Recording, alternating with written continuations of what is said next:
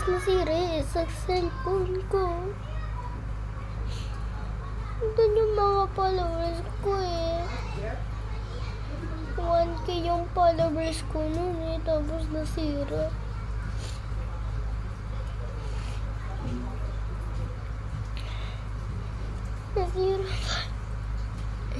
Nasira cellphone ko. Nasira cellphone ko. Doon pa followers ko. Tapos na-ban yung ano ko. Yung kanina na-ban yung account ko dito sa YouTube. Na-ban siya. Promise, na-ban siya.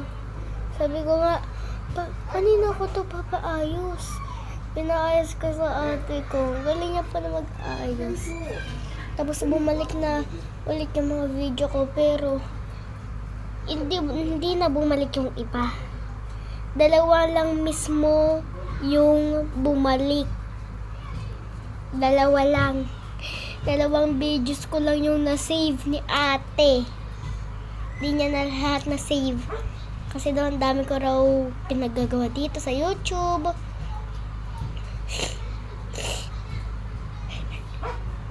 Nakakatawa si ate. Ate naman eh. Bakit mo kasi yun ano? Dalawang video lang tuloy na save ko. Sisirain ko makeup mo mamaya. Manda ka sa akin mamaya pag walang video. Sirain ko talaga makeup mo. Mama, si ate!